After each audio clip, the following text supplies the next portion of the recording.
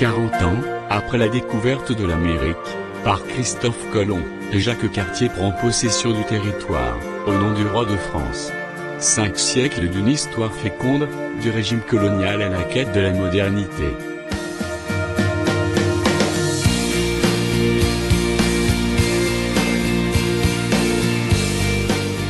Deuxième étape de notre itinéraire, nous sommes à la ville de Québec. Ici, nous sommes à peine rentrés par la porte pour entrer dans le Vieux-Québec. Nous sommes entre le parc de l'Artillerie et le parc de l'Esplanade.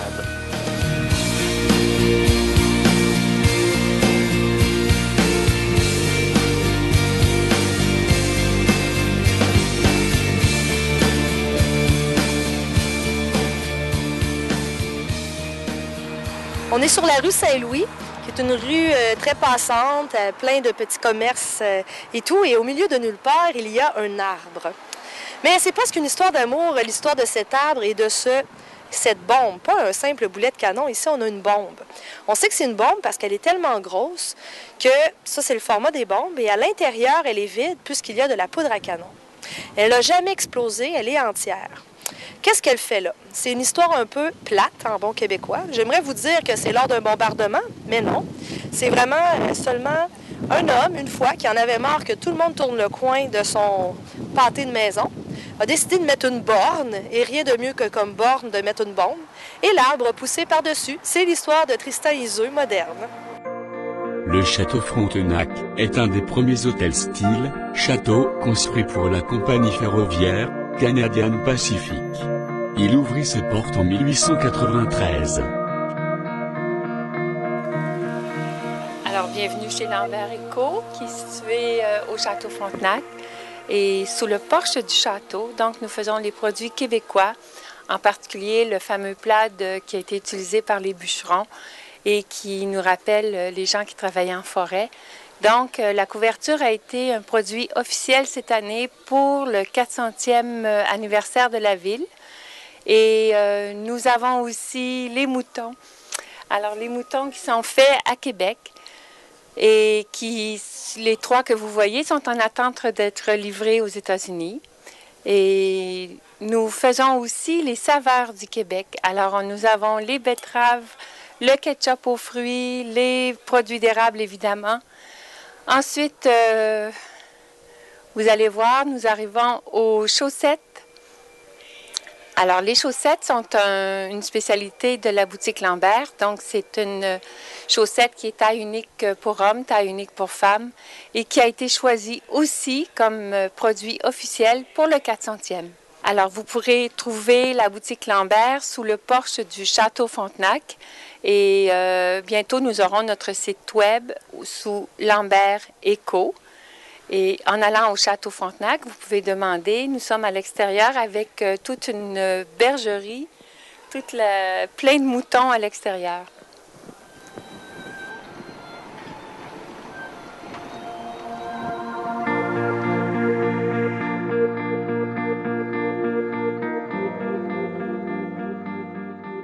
Vous voyez présentement la porte d'Alousie.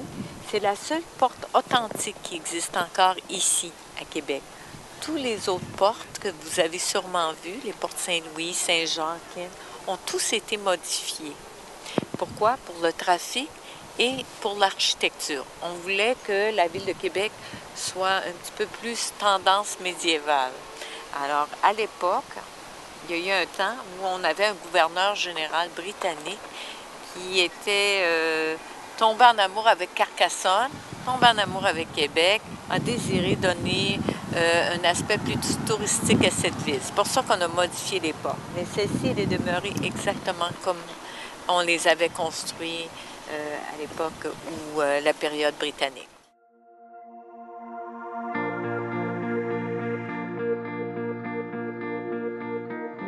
Vous avez Je me souviens, qui a une grande signification pour les Québécois. Pour eux, ça veut dire je me souviens de mes origines, de ma langue et de mon histoire. Mais pour le Royal 22e Régiment, ça signifie je me souviens de mes camarades qui sont décédés au combat. Et eux, ils le vivent à tous les jours avec une petite cérémonie qui a lieu dans leur mémorial. décoration du Royal 22e qu'on retrouve étampée sur le front. En fait, c'est sur leur béret. Alors, ça a une signification pour eux autres. Le castor, c'est l'animal du Canada, mais c'est un animal qui travaille extrêmement fort. Donc, ça représente ce régiment. Vous voyez qu'elle a une couronne. Il est devenu royal en 1921 à cause de sa grande valeur durant la Première Guerre. Il est revenu ce régiment avec 18 honneurs de bataille. Le château Frontenac fut nommé ainsi, en l'honneur de Louis d'Aubuade, comte de Frontenac, qui fut le premier gouverneur de la colonie de la Nouvelle-France, en 1672 et 1689. Le château a été construit non loin du lieu historique de la citadelle de Québec, à l'emplacement de l'ancien château, Haldimand, et à côté de la terrasse du Ferrin, recouvrant le site archéologique du fort et du château Saint-Louis.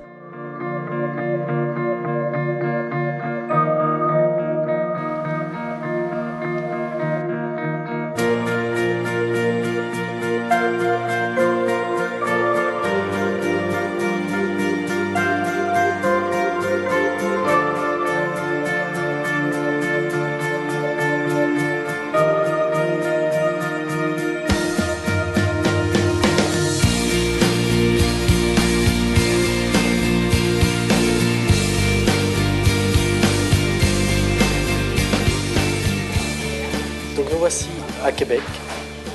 Nous allons retenter l'expérience de la poutine. Cette poutine est améliorée parce qu'elle est avec du poulet et des petits pois. Alors il faut savoir qu'au Québec, la poutine la plus réputée se trouve chez Ashton. Donc nous sommes ce soir ici chez Ashton, au cœur de Québec, de la vieille ville de Québec.